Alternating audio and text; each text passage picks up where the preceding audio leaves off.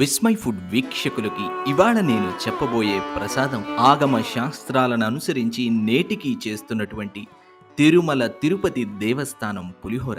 ఇది మీకు ఖచ్చితమంటే ఖచ్చితంగా అదే రుచి, పరిమళం వచ్చి తీరుతుంది. అంత ఖచ్చితమైన కొలతలతో ఉంది. ఉప్పుతో సహా చెప్తున్నాను. ఈ పులిహోర మీకు మరింకెక్కడా కనిపించదు. ఎన్నో ఏళ్ల నా శ్రమ ఈ పులిహోర మీకు అందించటంలో. నేను ఏమి వేశానో, ఎంత వేశానో, ఏ సమయం చెప్పానో ఖచ్చితంగా అవి పాటించండి. మీకు సరైన రుచి వచ్చి తీరుతుంది. ముందుగా పులిహోర కోసం 425 గ్రాముల బియ్యం తీసుకోండి. కప్పు కొలతల్లో అయితే 1.25 కప్పులవుతుంది. దీన్ని శుభ్రంగా కడిగి 4.5 కప్పులు నీళ్లు పోసి అన్నాన్ని వండుకోండి పొడి పొడిగా. కుక్కర్లో వండేట్లయితే కేవలం హై ఫ్లేమ్ మీదే 3 కూతలు రానిచ్చి స్టీమ్ పోగానే వెంటనే తీసేయాలి. కుక్కర్ని అలా వదిలేయకండి, అన్నం మెత్తబడిపోతుంది. అన్నాన్ని వండిన వెంటనే తీసి పళ్ళెంలోకి బోర్లించి గాలికి పూర్తిగా ఆరనివ్వాలి. ఆరుతున్న అన్నంలో 30 గ్రాములు కేవలం నువ్వుల నూనె మాత్రమే పోసి నెమ్మదిగా కలిపి పక్కనుంచండి. అప్పుడు మెతుకు అంటదు. ఇప్పుడు పులిహోర గుజ్జు కోసం సరిగ్గా 65 గ్రాముల చింతపండు నార గింజలు తీసేయగా ఇందులో వేడి నీళ్లు 400 ml పోసి 15 నిమిషాల పాటు అలా వదిలేయండి. పులుసు చిక్కగా ఉండాలి. ఇంతకంటే నీరు ఎక్కువగా పోయకండి, పులుసు పలుచనవుతుంది. ఇప్పుడు పులిహోర పొడి కోసం 2 టీ స్పూన్ల మెంతులు, 1.5 టేబుల్ స్పూన్ల మిరియాలు వేసి మంచి సువాసన వచ్చేదాకా సన్నని సెగ మీద వేగనివ్వాలి. మెంతులు రంగు మారుతూ చిట్లుతున్నప్పుడు 2 టీ స్పూన్ల జీలకర్ర వేసి సన్నని సెగ మీద వేగనివ్వండి. మిరియాలు సరైన కొలతంటే 1.5 టేబుల్ స్పూన్లే. హై క్వాలిటీవి, నూనె తీయని మిరియాలైతే.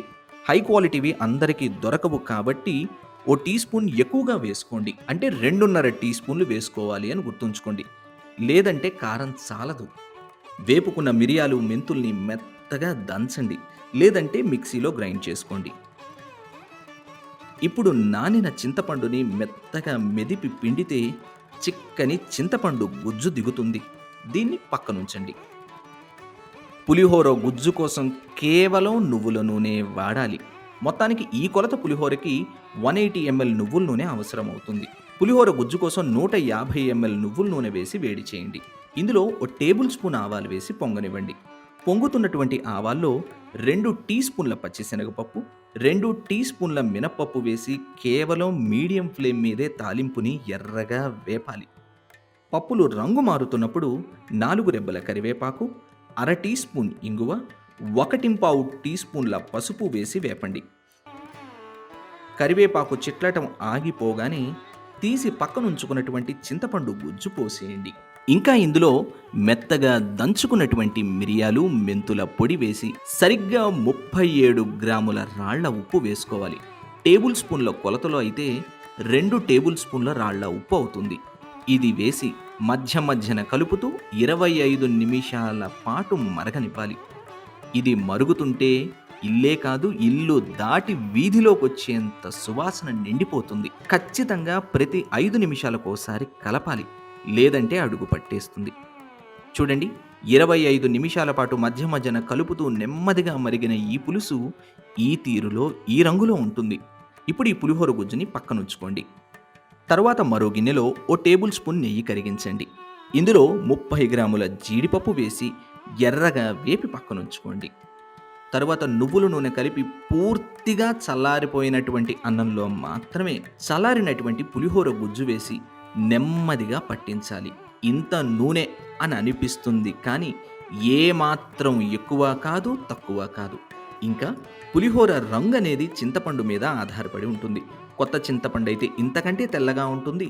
పాత చింతపండు అయితే ఇంతకంటే నల్లగా రావచ్చు పులిహోర. కానీ రుచిలో ఏ మార్పు రాదు. చింతగుజ్జు నెమ్మదిగా బాగా పట్టించాక వేపుకున్నటువంటి జీడిపప్పు నెయ్యితో సహా వేసి మెతుకు చిదరకుండా బాగా కలపండి. ఈ పులిహోరని కనీసం గంట సేపు ఊరనివ్వాలి. నిజానికి 2-3 గంటలు ఊరితే అన్నానికి పరిమళం అంతా పట్టి ఎంత రుచిగా ఉంటుందో పులిహోర. అంతేనండి, నిజమైన తిరుమల తిరుపతి పులిహోర తయారు. ఇందులో ఎండుమిర్చి, పచ్చిమిర్చి, అల్లం, ఆవాల పేస్టు ఏవీ వాడరు, వేయరు. ఈ పులిహోర ఆగమాలను అనుసరించి శతాబ్దాలుగా చేస్తున్నటువంటి తీరు. మళ్ళీ చెప్తున్నాను, నేను ఏ పదార్థం ఎంత వేశానో, ఏ చిట్కాలు ఏ టైం చెప్పానో గుడ్డిగా అలా పాటించండి అంతే. ఖచ్చితమైన తిరుమల తిరుపతి పులిహోర రుచి, టెక్స్చరు వచ్చి తీరుతుందంతే. ఇంకా మీరు ఎక్కువ కొలతల్లో చేసుకోవాలనుకుంటే vismyfood.com వెబ్సైట్ విజిట్ చేయండి. నచ్చిందా? మరి ట్రై చేస్తారా? తిరుమల తిరుపతి ప్రసాదం పులిహోర? మీరు తప్పక ట్రై చేసి మీకెలా కుదిరిందో ఖచ్చితంగా ఆ పిక్‌ని విస్మయ్ ఫుడ్ ఇన్‌స్టాగ్రామ్‌లో పోస్ట్ చేయండి. నేను మీ రెసిపీ పిక్స్ కోసం వెయిట్ చేస్తూ ఉంటాను.